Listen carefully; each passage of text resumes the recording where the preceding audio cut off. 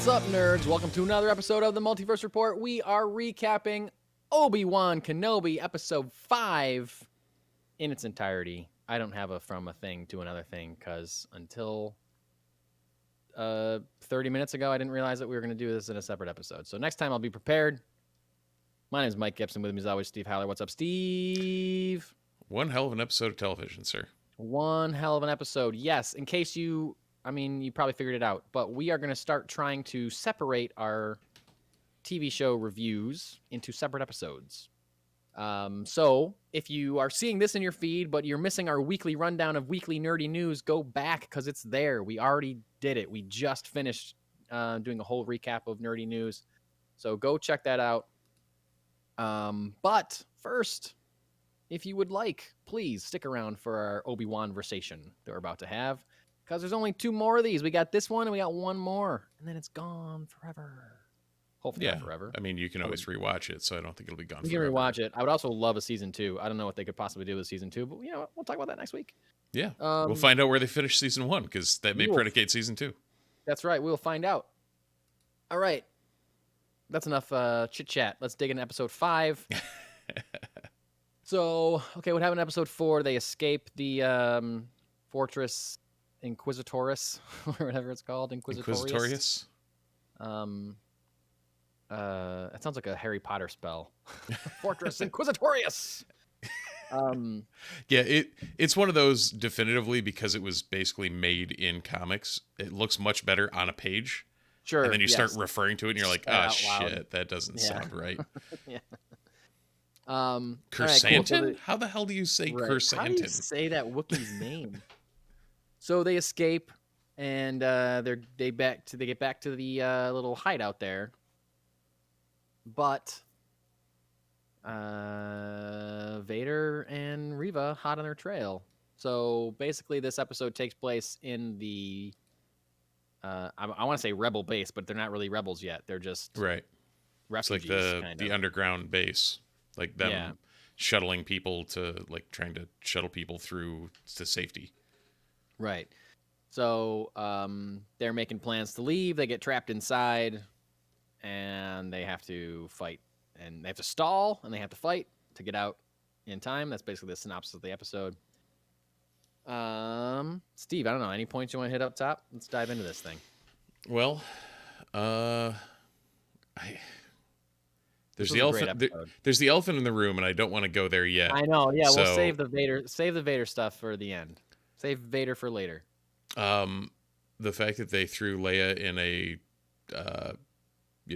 shaft for the entire episode. Yeah, I know. Yeah. It's like, you go hang out up there. We don't have anything for you to do in this episode. Can you crawl into a vent and play with wires for 40 minutes? Right. I was listening to the Ringer does a recap on it, and they were referring to it of like, oh yeah, you know how you can tell an episode is trying to fit in the amount of hours that child actors can work on set, right? Because this is how you know. Yeah. Like, oh, we're filming. All right, you go hang out in an event, and okay, you're back at the end of the episode. Sweet. We'll film all your stuff in 30 minutes. Yeah. And then so this was cool because it's the penultimate episode of the series, so I feel like we knew it was going to be big. We knew there was going to be some big stuff happening, and it delivered. We certainly needed to find out more about certain characters, some motivation on Reva. We certainly got that. I don't know. I don't know what else to. There's something about we see that he has like a. Have we ever seen? I guess we've seen it because we've seen it in this series. Have we ever seen like a portable hologram projector thing like that in Star Wars before? On Order 66. Oh, of course. Every one of the clones has one of those on their wrist. They all had one. You're right. Okay. I guess where to start with this is the juxtaposition of the flashback with modern day. Oh, that was this episode. Holy shit. I forgot about that. Okay, yes. Perfect so both of us, for anyone listening, both of us were doing the same thing where we were vamping back and forth trying to remember something. And I think that was just it for both of us. The only thing I was remembering was the crazy Vader stuff at the end. Like, that's the only thing I was like, we got to talk about the rest of the episode. It's like, what? The beginning. Yeah. There was something huge at the beginning. What was it? I can't believe that I forgot that. Yes, we get a flashback Yep. to not even Revenge of the Sith, to like Attack of the Clones. Right. Like you would think this is Anakin right Skywalker. before him being knighted. Like this has got to be like right before that. Yes. So we get a de-aged Ewan McGregor and a de-aged Hayden Christensen. And Mostly de-aged. Yeah, I don't think he was de-aged enough. I think they should have done more de-aging on Hayden Christensen because he still looked too old. He did not look like himself in Attack of the Clones necessarily. He looked older than that. Right. And he looked older at than the same himself in time, Revenge of the Sith. It's one of those where, like, thinking back to like Robert Downey Jr. in when they de-aged him as Iron Man. Yeah. And it's like there's a little bit of plasticky that you get from that. And it's like, I'm kind of glad they didn't go that far, but I guess that's true. Like, how do you toe that line where it's, avoid the uncanny valley, but also, I would rather take it out have a little. It look like a real person. Yes, Right. Absolutely. So that makes sense. Yeah. So throughout the episode, we are cutting back and forth to this flashback of Obi-Wan and Anakin. Training, sparring with lightsabers in a lightsaber battle. I can't believe I forgot that happened this episode. Like everything.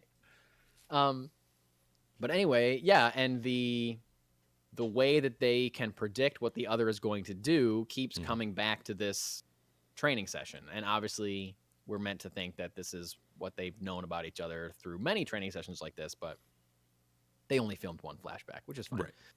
Right. Ewan McGregor clearly wearing the mullet, clearly wearing a wig for his little mullet haircut there, but still looked great. Anakin with his Padawan braid, not brain. Braid. Probably brain too, yeah. Brain and braid. And yeah, it was just great seeing, I think I said holy shit out loud when it first started. You're just like, they pan in from Coruscant. It starts on the city and I was like, whoa, shit, is this Coruscant? Yeah. And then I was like, there's a person, and then I was like, oh my God, I can't, what? Yep. Yeah, awesome. So the whole episode is kind of like based on, or keeps coming back to this conversation about being able to predict the other one's movements based on how they used to work together, which is great. And I think that's been hinted at in the show already, but this was like very much like, I know what he's going to do because he used to do stuff like this. And I know what he's going to do because he used to do stuff like this. Like they're both kind of using their memories against each other. Yeah, and they've framed it very well, like going from Vader in the back to tank. Like you can tell the two of them are often going back to the same points or similar points, and like framing it that both of them are seeing the same thing from two different sides of the equation. Yeah, and that's been done very well. Yeah, it was done very well.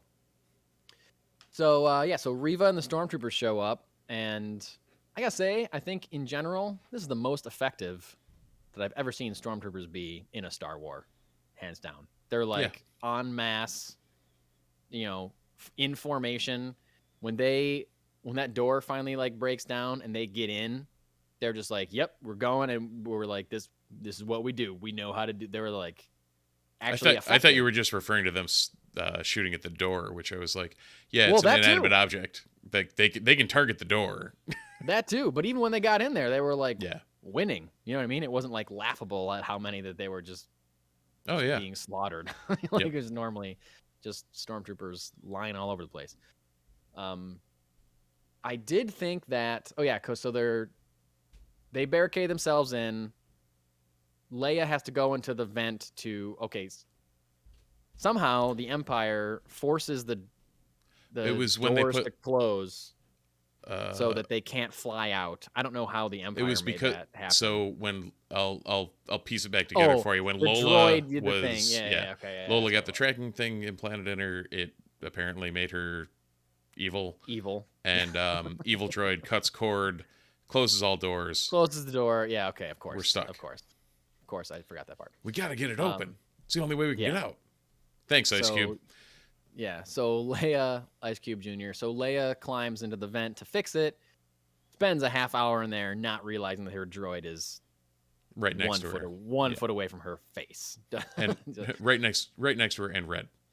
Yes, and red, bright red. Yeah, that was a little contrived, obviously.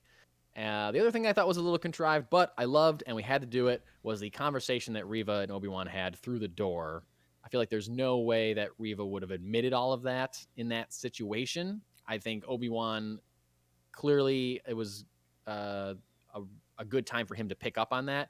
We did get confirmation that she is one of the escaped Padawans Yep, that we from saw in that first scene. the Jedi Temple in that very first scene, that escaped Order 66, escaped Anakin slaughtering the younglings by hiding amongst other The bodies. dead Yeah. bodies. Although I don't really know how she did that, because they specifically show that she made eye contact with Anakin Skywalker. And they show that she got stabbed by him.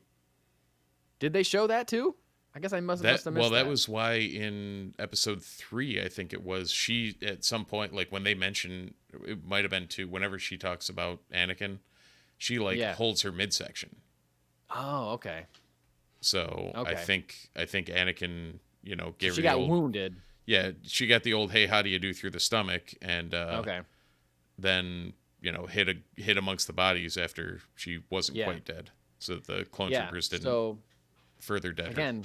Again, super dark. Yeah.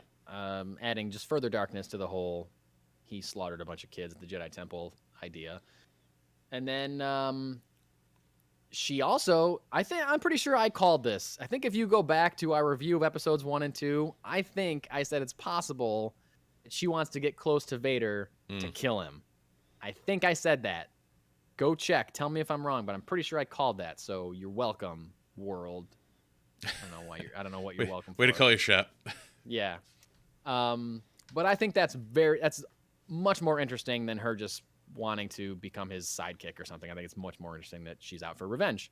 And Obi-Wan picks up on that, but then she admits to it. And I do not think that in this situation in reality, she would say, "Yeah, sure, I'll confess my deepest, darkest secrets to you," in a long, kind of drawn out, not quite a monologue, but right, more time than you would spend if you were actually trying to murder this guy. If your goal was to kill him, you're probably going to do it differently than what you did. Just keep having your troopers shoot at the door and not engage in this conversation, especially when apparently you can just slice it open with your lightsaber, which you do 30 seconds later. Right. Seemed pretty accessible once she decided to cut it with her lightsaber. But who knows? The gun probably did all that work in the first place. Blah, blah, blah. And it's fine. It's for kids. It doesn't matter. So, they finally break in. There's a big gun battle. The stormtroopers are actually effective and actually winning. We lose the droid, and we lose Tala. Was that her name? Tala? Yeah. Yeah, Indira Varma's character. Yes. Such a bummer. I like both. I like that droid. I thought he was cool. Yeah. And a droid that doesn't talk but is super strong. I think that's quite a cool idea. It's, plus Tala what's was his face fun. from... Oh, it was, what's his name from Big Hero 6? Oh, Big Hero 6. Big Hero 6, yeah. Yeah, you're right. It was kind of like that. And before she did it, I called this as well. I was like, she's got a thermal detonator. She's going to pull out a bomb.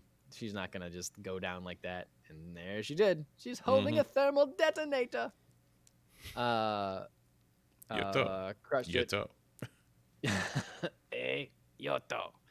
Got Obi-Wan in the clear, at least for that point. Yep. But then he goes to surrender himself. Tries to make a deal with Reva, and we're not really sure if she's receptive to it. He says he's not going to see you coming because he's only going to be seeing me, which I think is logical. Right. But then what happens? It's something like he does show up, but this made no sense to me at all. This was like the biggest plot hole in the episode. He surrenders. They bring him out. He's kneeling in front of Reva. Yep. And she's saying, he's coming. He's going to kill you. And she's like, he's coming. I'm bringing him here for you. This is you and me. We can do this together. He's only going to see me. That's your opportunity. Mm-hmm. When he's lost his focus, that's when you go or whatever. He doesn't say that exactly. But then 2 stormtroopers just pick him up and take him back inside the base. Yeah. Why? Why do they do that? It makes no sense. Just keep him right there. He's right there, surrounded by stormtroopers and the Inquisitor. The stormtroopers then pick him up and walk him back into the base with just the two. Of course, he defeats both of them easily and escapes. Was it Reva that told him to go back in? Or told them to take him back in? I think it was. Or somebody did. She was standing there, and they picked him up and brought him back into the base, I think. Yeah. So clearly, he easily dispatches these two stormtroopers because he's a Jedi Knight, and they're idiot stormtroopers, and escapes and goes back to the people. So, of course he does that. I don't understand. I did not understand. I think that was just like the plot needs him to escape and get back there, and it doesn't make sense that he's going to do it in front of all these stormtroopers and Reva. Enjoy your plot armor. Thank you. Yeah. So that's a little bit of a plot hole. Again, I don't care because it gets us to the scene that we've been trying to talk about since we started this review.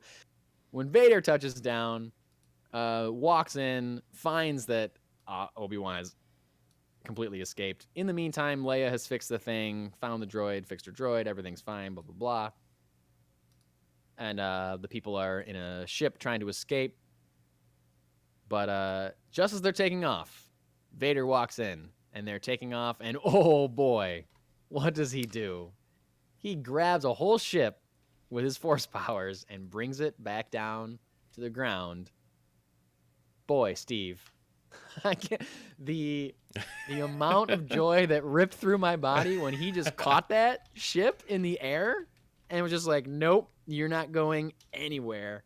Man, I cannot describe to you how cool I thought that was. I was like, whoa, oh, yes. I've been wanting to see someone do this with the Force for so long. And if someone's going to do it, it's going to be Vader. Like, man, what a showcase of, like, power with the Force. Like, and, sorry, go ahead. Just here is the raw, like, what Vader is capable of. And that's what we've been, we see raw Vader earlier.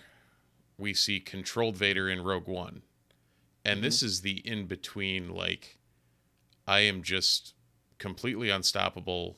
No one can tell me what the hell to do. I am at my peak. Yeah. Like, I'm bringing a ship down. I'm just ripping it to shreds. Yeah, and that's the other great thing. Not only does he bring it back down, as soon as he brings it down, he rips the sides out of it to get to the people inside. Also incredible. Yep. Oh, but guess what? There's nobody inside. It was a decoy ship, and there's somehow a ship behind that ship that he didn't see. I don't know, that immediately just takes off, apparently super fast, that he can't grab it with the Force, even though he just did a second ago. Yeah. What? And they escape. So I thought that was really cool. Logic aside, I thought it was really great. And then Reva chooses that moment to try to sneak up on him with a lightsaber, which doesn't work at all. Steve, what'd you think of the fight between Reva and Vader? Oh my god. Vader just playing with his food has become it's been the through line in this whole series.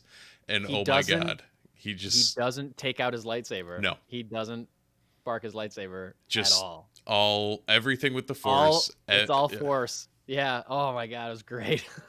And then watching him deconstruct her lightsaber. Oh yeah, she's got the double thing going. He takes it from her, snaps it, throws her one. Yeah. Here, you try. Oh my god. And then 2 seconds later, gets it back from her, and he's got both of them. Oh my god, it was amazing. And I don't know if you noticed it, but he's standing there in, like, with the two sabers in the standard Ahsoka, like the way she used to fight with the Shoto. No, I didn't notice that. Oh, wow. At least it seemed like it. Like that's what I got from it, was like there was a little throwback to the the dual saber of past history. Cool. And then I thought he was going to go full Anakin. I thought he was going to I thought he was going to do the Dooku maneuver. Yeah. Which is to slice their head off with dual lightsabers. Right. And he holds back and just... He runs her through with a lightsaber. Again. And he makes it clear that he knew who she was the whole time. He refers to her as youngling. Yep. Which is like, yeah, I knew who you were, you Right. piece of shit. Don't think We're- you can sneak around here. I know Right. who you are. I know what you're trying to do. I knew the whole time. And that's why I let you get this far so I could stab you in the gut with your own lightsaber. And guess what? Here's the real Grand Inquisitor who's not actually dead. Because that's the other thing we didn't mention this episode. Vader gives her the rank of Grand Inquisitor, much to her very delight, only to be stabbed with her own lightsaber and introduced to the actual Grand Inquisitor, who says something about, you know, the will to live can do wonders for you or something like that, Right. you know. Which we know from Star Wars. If anyone's watched Clone Wars, you know that people can get cut in half in the movies and then show up with robot spider legs in another canonical series. Unless you're Qui-Gon. So, Everyone else unless you're survives Qui-Gon. Gunpowders. Yeah, Qui-Gon pretty weak with the Force, I guess. I mean, good about it in the afterlife, apparently, but which we shall see. I don't know. I think They've gotta. it's insane. It's insane. Like you can't There's no you can't way have he's those not gonna first be in couple of another call version. outs in the first couple episodes and then They would not have done that if we're not going to see him in the final episode. So anyway, Vader and the Grand Inquisitor leave Reva to die. You would think Anakin Skywalker, of all people, should know that you don't just leave somebody to die, because he was left to die in pretty much the most deadly conditions possible, and he still lived. So you would think that he would get the job done if he really wanted to kill Reva, but he didn't. He left her to die.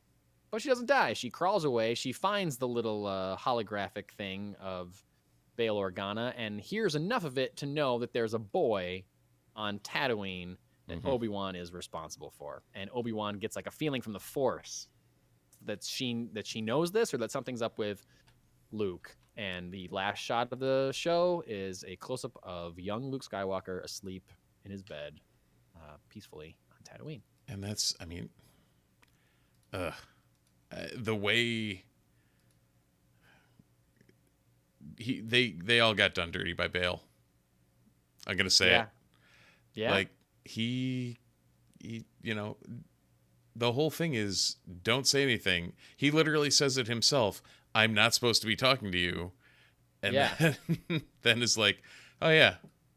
If he hadn't sent that boy, message. the boy is with Owen on Tatooine. Yeah, and we know that she knows Owen because she almost killed him in episode 1 or episode 2 or whatever. Yep. So is it safe to assume that the final episode, I feel like they got a lot to do. Yeah. Unless we're getting a season 2, which would be amazing. I mean, even if we are getting a season 2, there's still a lot to tie up in this plot thread. You would think that I would be shocked. I mean, the ship that they're on is still getting chased by the Empire. Yep. So I would be shocked if we don't get another duel between Obi-Wan and Vader. I feel like everybody expects that. Everybody wants that. If we don't get another one, it'll be surprising, because I feel like we still need Obi-Wan to say something to him about how he believes there's still good inside of him, because we get that line in Return of the Jedi, Obi-Wan once thought as you do. Or, unless we're getting a season 2 of these two characters, then it can happen then, and that's fine. But I don't know that we're going to get a season 2. I don't think we're going to get a season 2. At this point, if we do, I don't think it's going to be a direct season 2, and I don't think it'll be announced until a ways from now. Sure. I think it's more likely that we will see them again, maybe in something else, but maybe not another Obi-Wan season 2. Maybe but like we can talk an about Ahsoka flashback. Maybe. Fire. I'm just saying, I feel the way I'm looking at it, I think part 6, I would say episode 6, but then we're talking about Return of the Jedi. I think the 6th episode here, I believe I'm saying quote unquote need. I don't really like talking about stuff like that because they don't need to do anything. They can do whatever they want. It's their show. They don't need to do. But I feel like fans are expecting now another confrontation between Obi-Wan and Vader, some kind of resolution to Leia being saved and brought back to Bail Organa on Alderaan. And now he's got to stop Reva from going after Luke. And he's got to get to her before she gets to Luke, because Luke has no memory of any kind of Jedis or Sith or anything like that. Right. He doesn't even know what the Force is, you know? So he's got to get to Reva before Reva gets to Luke. And he's got a good shot at doing that because Reva is very injured. Yeah. So it's probably going to take her a little bit of time. We need and twin sons. And the a Qui-Gon Qui-Gon. thing. Yeah. Yeah. So we need Twin Sons Part 2. The But Darth Maul, with Reva and him instead of Is it Reva or Reva? Because I have no Reva. idea. You're saying Reva. Okay.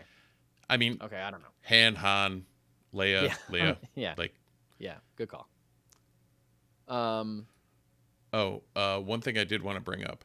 Yeah. The flashback. I don't know. I know people will be disappointed if this does not happen, but I don't even know if there needs to be a Vader Obi-Wan confrontation, because the way that got left when Obi-Wan outsmarted him in exactly the same way that he did during the duel. Yeah. And at the end of the duel, he said, but you are still, but a Padawan you will still be. Right. Which directly leads into the episode 4 quote that everyone was wondering how the hell it can all tie into after that first fight. Yeah. And it's like, and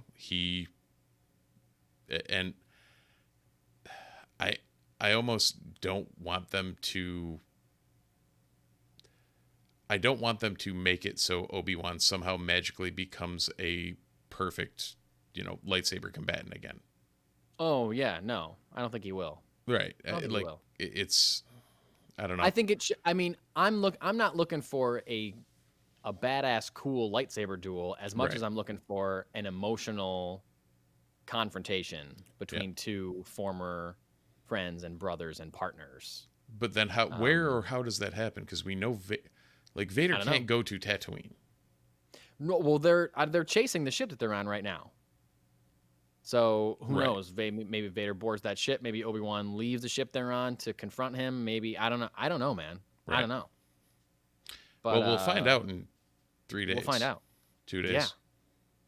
A few days. We'll find out. It's only 11:27. Technically, it's 3. We'll give it to you. Yeah. Okay. Good call. Yeah. I don't know. And I guess it doesn't have to, but I would like it to. I know a lot of I would love it to, but it's like I don't think I would be disappointed if it didn't, just because it works. But I'm longing for it. I'm longing for it, but I do want them to serve the story more than anything else. And clearly, the story is with Reva at this point. Mm-hmm. I mean, as much as we love Vader, Reva's been the main villain of this series. She's clearly working for Vader, but Reva's been the star villain. So, and that's the emotional. Well, so is Vader too. Vader is an emotional story for Obi-Wan, but also him looking after Luke is an emotional thing. So, I don't know. Maybe they'll find a way to do both or all of it, or maybe just be a long episode. Who knows? Or maybe we get a season 2. Who knows? But I'm very excited because I love this episode. And I'm very excited for the 6th one to be out so I can watch it, I can talk about it with you, and then I can binge all 6 of them in a row and pretend it's like a little movie. Well, you could go watch it in the movies, but I'm not sitting in a theater for 6 hours. No, when I say binge all of them in a row, I mean like watch 3 and then watch the other 3 the next day. Like after this comes out, I'll probably tell my wife, hey, you should watch these. Yeah. There's no way that I just can't. I can't. I don't have that much time. I don't have 5 hours to sit and do nothing, unless my wife and son go on a vacation without me. I don't want that to happen. Yep. Yeah. So that was episode 5. Maybe the best episode so far. I don't know. It was most action-y episode so far. Most Vader that we've gotten in an episode so far, and that was great. I guess I just really want. This is something that I personally want. I want a scene where Anakin is talking to Obi-Wan with half of the mask off. The Ahsoka. Oh no, you're talking like the Easter egg Vader there. Yeah. Like the chin thing can still be there, but like the rest of it, I just want him to be like, "Yo, you did this to me." Like rips it off and be like, this is what I am now Right. because of you. And then he's got to put it back on because he'll die if he's not on or whatever. But I don't know. I want them to look into each other's human eyes. Right. I want to see Anakin. Now, if they start redid up. the Ahsoka thing, and like part of the mask got broken away, Yeah. would that satisfy it, or would that be too close to the Ahsoka thing? I feel like that would be too close. I'd be like, this has happened before. Right. I've seen this before. I want something different. And something different is seeing Vader in almost all of his uniform except for the helmet. Right. And to, While he's fighting. To have him emotionally take it off. Yes. Like that would fit with Anakin's, whatever the hell's going on in his head too. So yeah, I want that. That's what I want. That's what I want to see. So I don't know if we're going to get that, but so I'm not going to get my hopes too high for it, but I would love to see that happen. That'd be so a cool see one, what though. happens. Yeah. Yeah. I'm with you. But it's definitely going to, and the last thing is going to be the conversation with Qui-Gon. I think that's going to be the final right thing. Him finally communing with him. Yeah. All right. I'm down with that. Yeah. And as far as the season 2, again, we'll see what happens in episode 6, where it leaves off. But I don't know that they're going to find another reason for him to leave Tatooine. And that's like, or a convincing and interesting enough story that happens on Tatooine, True. Which is what we were all worried about when this first started. Yeah. But also, they came up with a great reason this time. Yeah. Saving Leia. So that makes sense. Who knows? Yeah. Who knows? Maybe people? he goes and hangs out in Dagobah. Like, what the hell? Yeah, maybe Yoda needs him for something. Yeah. He's got to go see Yoda. Maybe it's going to be a live action version of him doing the training that we see Yoda do and that Qui-Gon did in order to commune through the Force. He's got to go to those weird death witch people. Dathomir? Make him.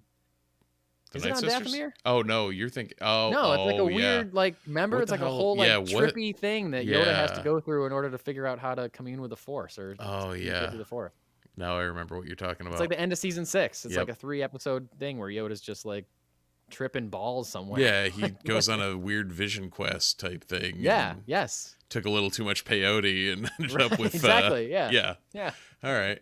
Yeah. Yeah. I mean, they could do in season 2. They could do a thing. So you're saying you want Obi-Wan to star in like Fear and Loathing on Dagobah? Fear and Loathing in Dathomir or whatever. Yeah. God. Fear and Loathing on Dagobah would be amazing. I want a Fear and Loathing series in the Star Wars universe. That'd be great. Oh god, that'd be great. Oh man.